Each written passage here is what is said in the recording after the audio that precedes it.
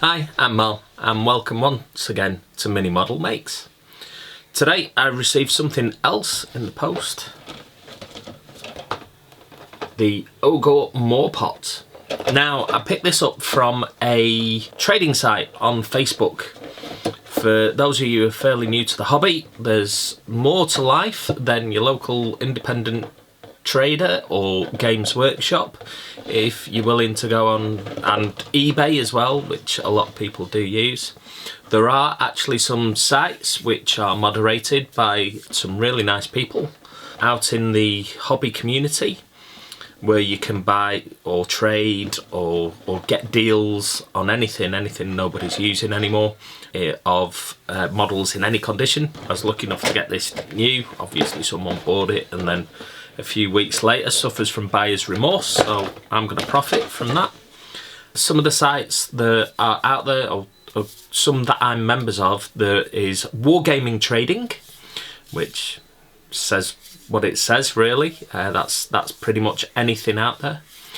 There is Heresy Trading, which is for 30k models, Horus Heresy, that sort of stuff. That's quite a specialised niche market.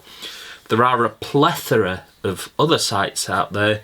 If you explore on Facebook, I'm sure you'll find some and get one that'll suit you or whichever game. There's ones dedicated to Age of Sigmar, there's ones dedicated to Warhammer 40,000, there's War Machine, any of the other hobby games out there. There's loads of sites.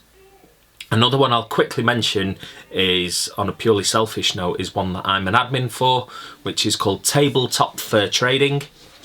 It's quite a small group at the minute, but the big rules we have on there basically is no scalping. So no one's selling models at more than retail price or books at more than retail price. It's a site where people can go on to help each other out and do it in the spirit of the hobby community. Certainly no one on there to try and rip people off with limited edition things. So please go look up and sign up to that site. That'd be great. What I'm going to do now is I'm going to do a review of what's inside. We'll do a box opening of this Mawpot. I'm going to be doing some work on some ogres soon, hopefully. So we'll crack on. I'll get the overhead camera set up and we'll go from there. Alright, see you shortly. Ogor Mawtribes Great Mawpot. Okay, let's unbox it. Really nice cover art of the actual, well, it's not art, it's a photograph of the model itself, which is nice. Gives you loads of ideas for how to do a pot. And then on the back you've got your Citadel colour ideas and the pot itself to give you more of an idea of what you're going to do with it. Right, so let's take the lid off. First thing, instructions for the Great Mawpot. For assembling your miniatures, read through the instructions carefully. So we've got the way of how to build the pot itself, which is quite good. Way through there, and then at the end, what I quite like for Games Workshop now, which they started when Age of Sigmar first came out. They started putting the rules in the instructions, which is quite nice. So you can literally, if you've bought it, you can run with the rules for it, which is very good. So the Great Mawpot is a single terrain feature and it's an obstacle. But it adds 1 to casting or unbinding rolls for any ogre wizards that are within 1 inch of the Mawpot, so it benefits the butchers in your army. And then the battle broth itself, I gather it starts the game at full, the cauldron's full.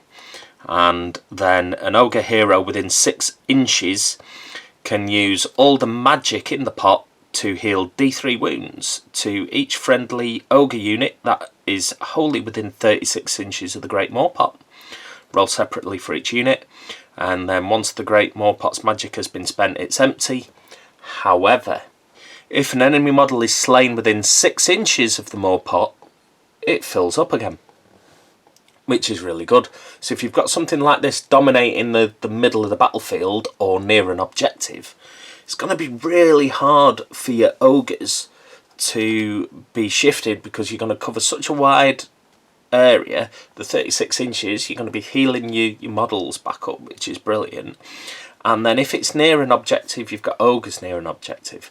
Your enemy's going to be pretty loath to go and try and attack that objective, because as soon as you start to kill things near that pot, it fills up again, so you're healing your ogres. So you've really got to think about, you're going to send your units in there to do any damage or take that objective.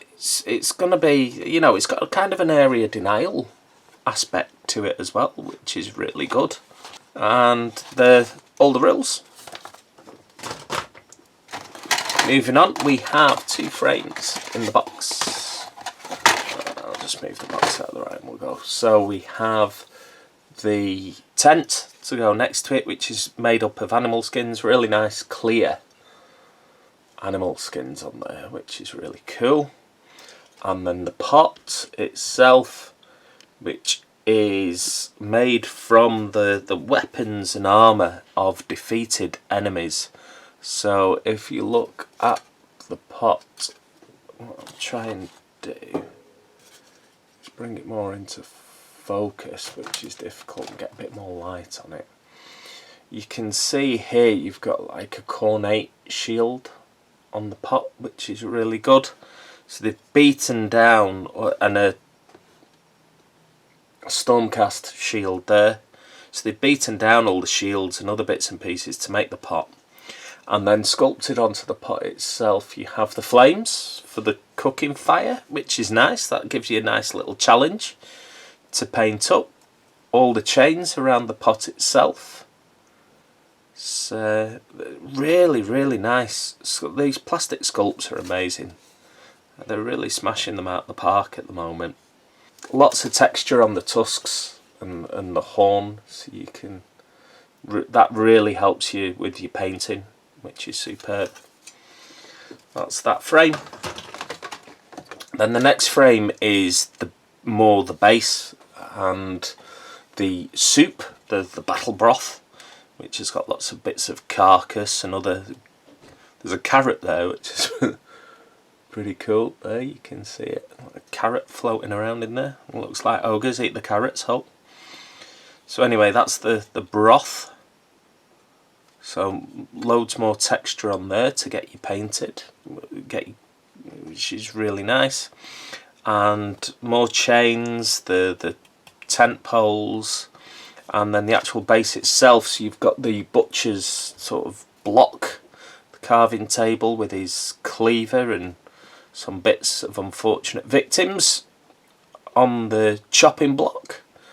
Well, it's Games Workshop, isn't it? Loads of skeletons, skulls, all around the base to paint up there. Little bits of armour as well. Looks like Stormcast Eternals have been taking a bit of a battering, because there's quite a few pieces of their armour knocking about. And then you've got the wooden fire for the pot to rest in. Once again, loads of really nice detail on the wooden logs to help you with your painting, which is superb. And that's it, nothing on the reverse side, it's all here to look at. And that is your Ogor Mawtribes Great Mawpot. I'm really looking forward to painting this. I've got a few things to finish off first. Sadly, this video's a little bit ahead of my Ogor project that I'm going to be doing. But yeah, can't wait. Okay, so that's a really quick one. What I will do is wrap up the video with an ending, so be back for you shortly. Alright. So there we are, that's the Ogor Mawpot opened up. I think you'll agree it's an absolutely lovely model. It'll be great to put together and paint up. I'm looking forward to that. I'll probably do a video on how I painted it at some point in the near future.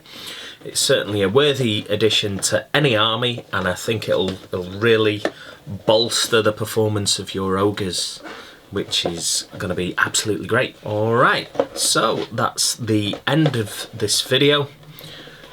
As always, please, if you could, like, subscribe, share this video, it'd be absolutely great. I'm still fairly new, so it'd be superb if I can get some more subscribers and get out there a bit more, which would be brilliant.